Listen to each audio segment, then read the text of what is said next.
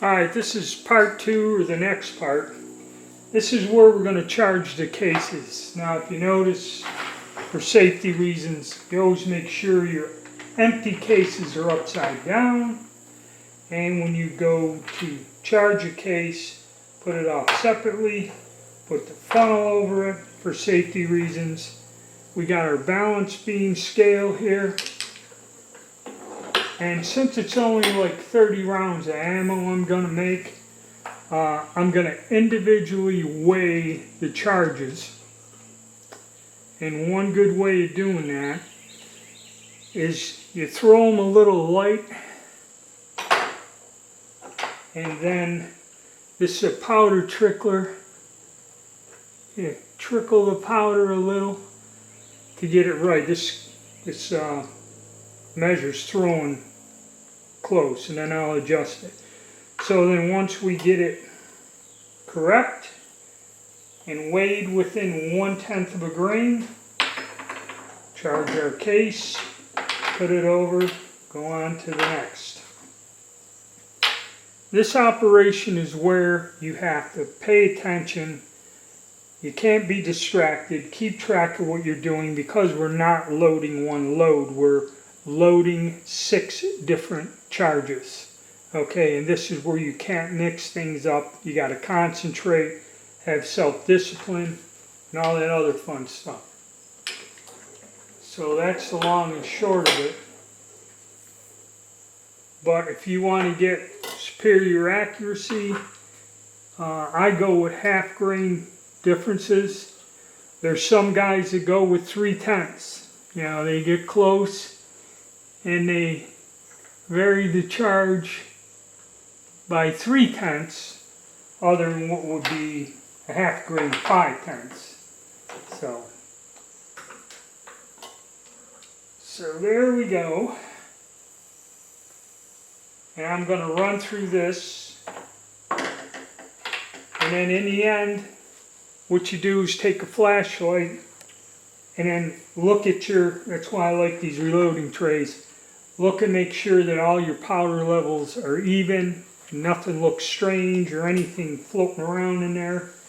And I'll cut back in when we go to seating the bullet. Well, alright guys, it's a rough day out on the loading bench, but I got my bullets seated and ready to go.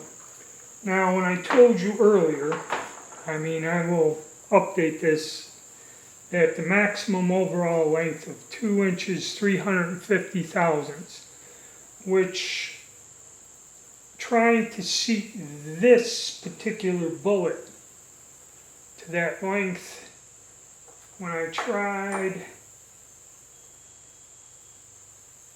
to seat it to that length, okay, I had issues. In other words, the dies would not allow me to seat this style bullet down that far, okay, as compared to what is a standard bullet, which you see the shape and all that other fun stuff. Length is different, okay? It's the whole shape of the bullet's shorter, fatter, wider, where this is more of a long-range target spire point. So what we did is, I had all these problems. These here that got seated down, I think I'm going to have to throw these away. But I went online, hit Google, and said, hey, this particular bullet, what should the overall length be in 22-250? And it came back that some people seat it to 2 inch 400, which is about cranking the die to stem down as far as it'll go. That's about what you end up with. And it said some people go as far as 2 inch 490 thousandths.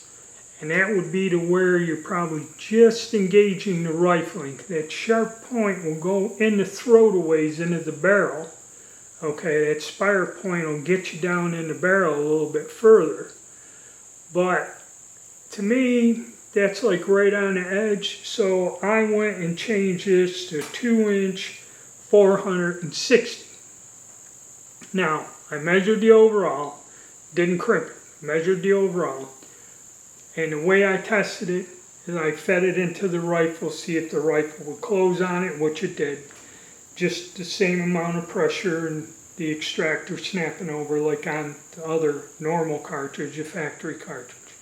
So no pressure, no, because if it was too long, then you couldn't close the bolt. Closed the bolt, pulled the cartridge out, measured it, it didn't move.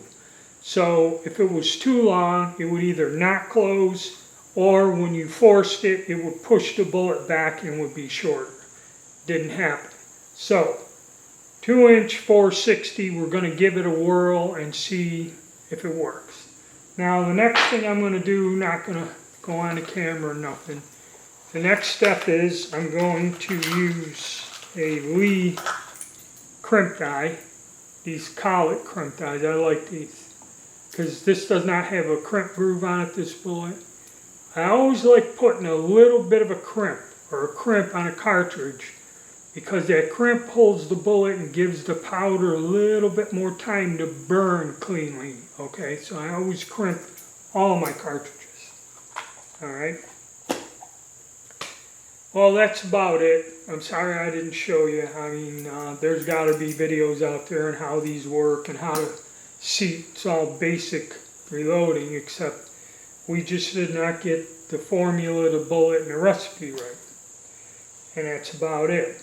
And then after I crimp them, I'll bag them and label them and separate them, and then out to the range with the chronograph to test our different powder charges till we find one we like.